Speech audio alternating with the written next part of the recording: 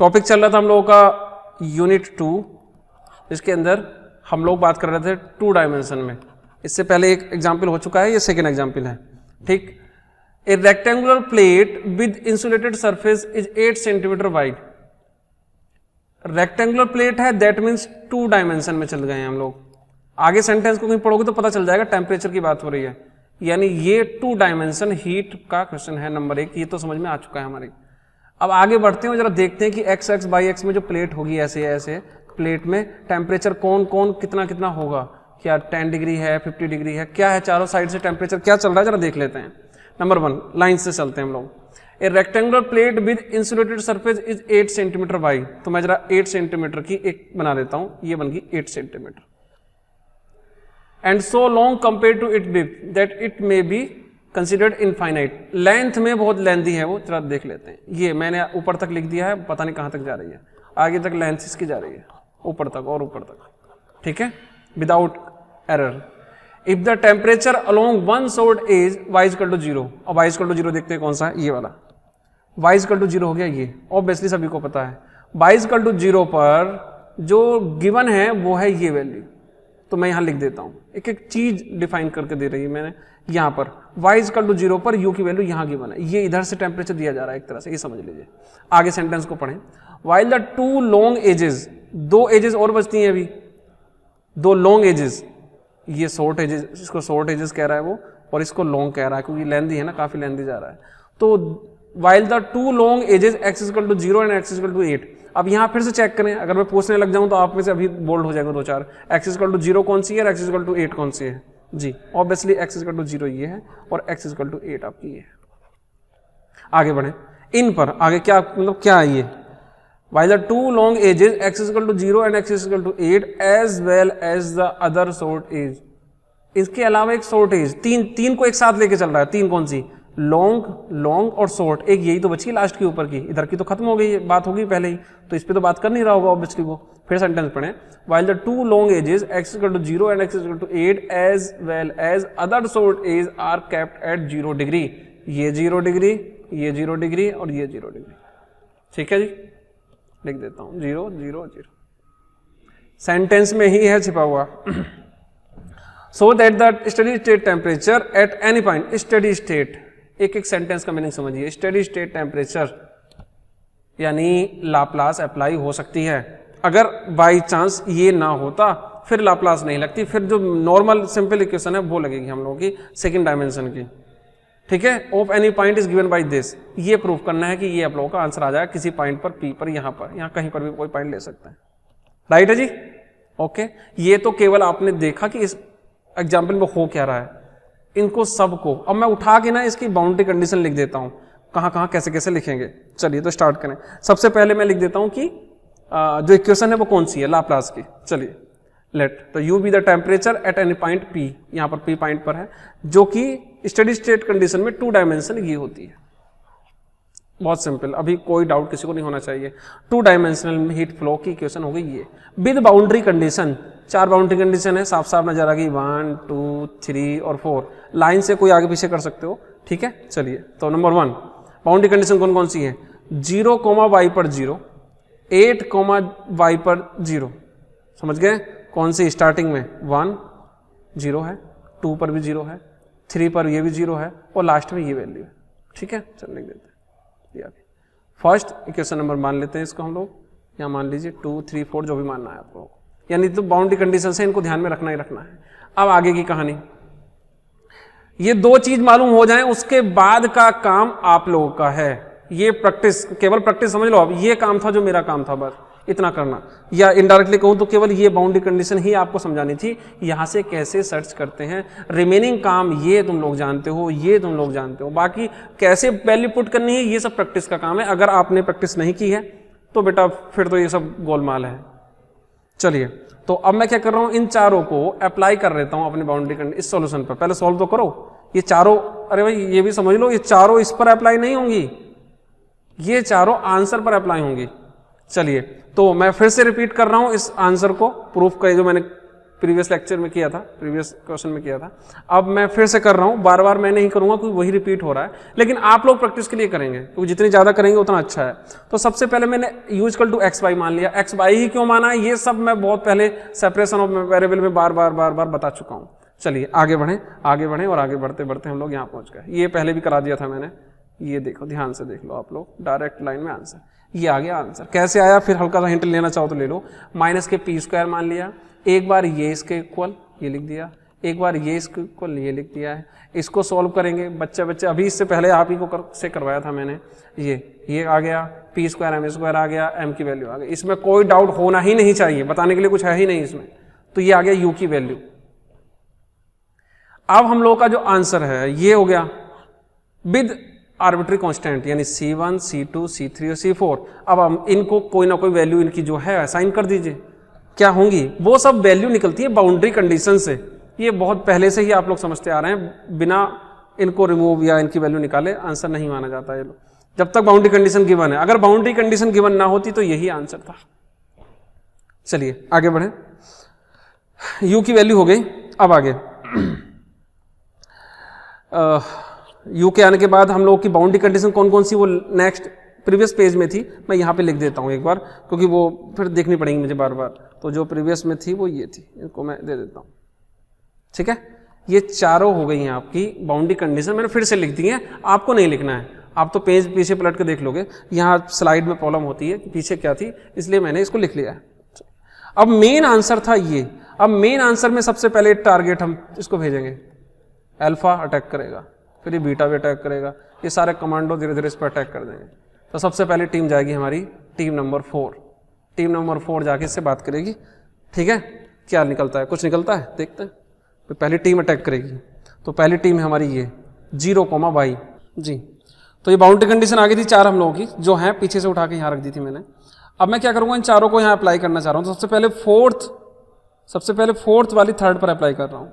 ठीक है, फोर्थ वाली क्या है, x इक्वल टू 0 पर। x इक्वल टू 0 पर u की वैल्यू 0, u की वैल्यू 0। ये वैल्यू उठा के मैं थर्ड में रख रहा हूँ, जरा देखते हैं क्या होता है। ठीक है, लिख दिया साफ साफ, थर्ड और फोर्थ यूज किया मैंने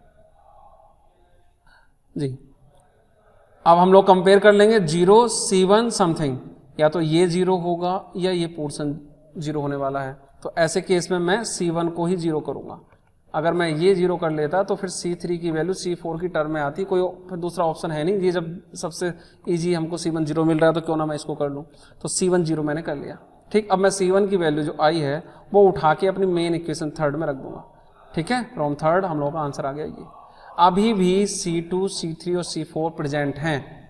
हमें 0 करने की हमने नहीं ठानी है। जब हम यहाँ से निकले थे तो सबको 0 नहीं करने की सोची थी हमने कि सबको 0 ही करेंगे, कि C1 0 आ गया, C2 को भी 0 करो। ना ना ना ना, हमको सबको नहीं डिस्ट्रॉय करना है, हमको इनको सही करना है बस। C2, C3 की वैल्यू मिल जाए हमारे पास। तो अब ये सेकंड 5th वाली लगा देता हूँ, 5th वाली लगा देता हूँ, इक्वेशन 5th 8 पर। तो जैसे मैं यहाँ लगाऊंगा तो यहाँ पर देखिए, यहाँ पर x की वैल्यू जो है वो 8 है। x इक्वल टू 8, यहाँ से देखो ध्यान से, ये होती है x की वैल्यू, ये है y की वैल्यू। तो x की वैल्यू मैं 8 उठा के यहाँ रख दूंगा। फिर से रख लेते हैं जरा। जैसे ही मैंने 8 रखा तो यहाँ 8 हो गया, और यहाँ तो कुछ हो नहीं पाएगा। अब फिर से वही प्रॉब्लम है, या तो ये 0 या ये 0 या ये 0। ठीक है, इसको तो हम होल्ड पे डाल रहे हैं, मजबूरन C2 हम कर नहीं सकते। C2 कर दिया तो ये यहाँ चला जाएगा C2, और ये C1 पहले से 0 हो चुका है तो ये तो सारा 0 हो जाएगा। नहीं, ऐसा नहीं करेंगे। अब हम करेंगे साइन 8। वैसे भी सभी को पता है, अब ये साइन का ही टर्न है। साइन सबसे पहले जंप करके अपने आप ही बता देगा कि मेरा आंसर n π/8 आएगा या n π/L आएगा। ये वो बार बार कहता है जी। अब ये वैल्यू उठा के इक्वेशन नंबर 8 में रख दीजिए। इक्वेशन नंबर 8 में रखेंगे तो ये आ जाएगा आंसर आपका। अभी भी हमारे पास ये और ये 2 बाउंड्री कंडीशन बची हुई हैं। दोनों मिसाइलें इस पे दाग देंगे आराम से। क्या, इक्वेशन नंबर 9 पर हम लोग अप्लाई करेंगे अपनी 9, ये वाली 6 वाली, ये रहा, फ्रॉम 9 and 6। ठीक है, तो ये वैल्यू जो यहाँ पर है 6 वाली ये कह रहा है, क्या कहता है, समझो आराम से। ये कह रहा है जैसे ही y टेंड्स टू इन्फिनिटी होगा u की वैल्यू 0 हो जाएगी। यहाँ पर मैं y टेंड्स टू इन्फिनिटी ले लेता हूँ और इसको 0 कर देता हूँ।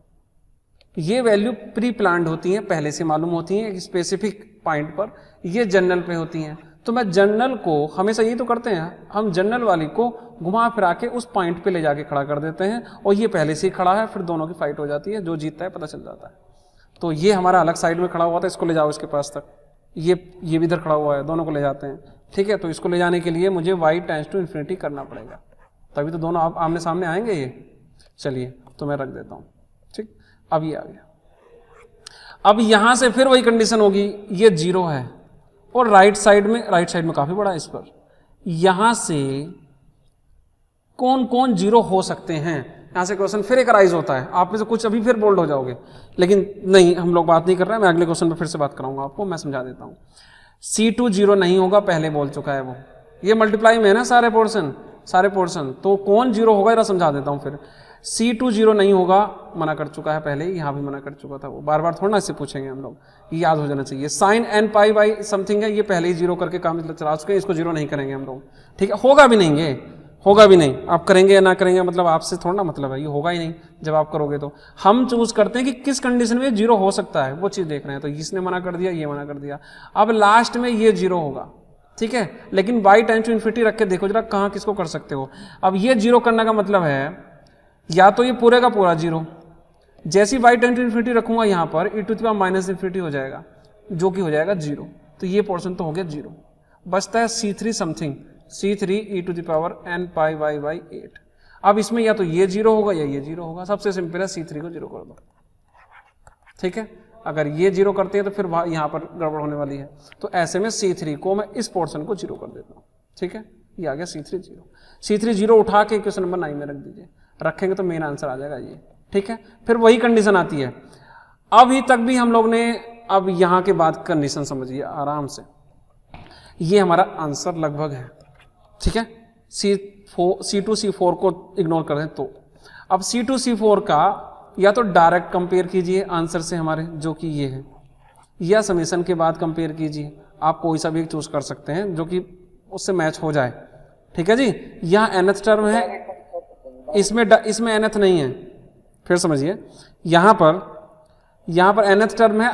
अगर आप समेशन ले भी लेते हैं ना तो कोई प्रॉब्लम नहीं है, एक्स्ट्रा काम भी कर लोगे तो कोई प्रॉब्लम नहीं है। हाँ, फोरियर देखो 3 काम बताए मैंने इसके बाद, डायरेक्ट कंपेयर, समेशन के बाद कंपेयर और फोरियर। अगर आप डायरेक्ट कंपेयर करते हो तो आंसर हो सकता आ जाए ना भी आए, समेशन लेने के बाद कंपेयर करते हो तो आएगा ही आएगा आंसर, अगर वो डायरेक्ट से आ रहा है तो। लेकिन फोरियर के लिए तो पूरी कंडीशन अप्लाई होनी चाहिए, फोरियर तो तभी लगेगा जब उसकी नेचर का ही यहाँ पर आंसर फंक्शन गिवन हो, तो फोरियर की तो प्रॉब्लम है।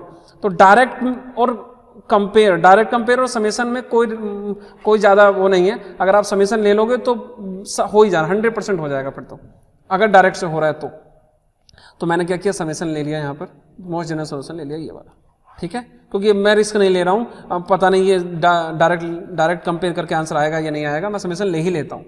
अगर आपको कहीं कंफ्यूजन हो कि पता नहीं आएगा नहीं आएगा, समेशन ले लो, ठीक है, क्योंकि समेशन लेने से एक बेनिफिट और मिलेगा, अगर समेशन फेल होता है तो फिर फोरियर रेडी बैठा है ना, फोरियर को तो समेशन देना पड़ेगा, तो समेशन तो ले ही लेना चाहिए मेरे हिसाब से, ठीक है। चलिए, लेकिन बुक में क्या हो रहा है, कभी ले रहा है कभी नहीं ले रहा है, तो वहाँ कंफ्यूज मत होना। उसका मीनिंग है कि फोरियर्स अगर आप समेशन भी ले लेते हो तो कोई प्रॉब्लम नहीं है। चलिए, अब आगे हमारे question number 10, last final answer लगभग कुछ को छोड़ के। अब मैं इसको और इसको फिर ले लेता हूँ आमने सामने।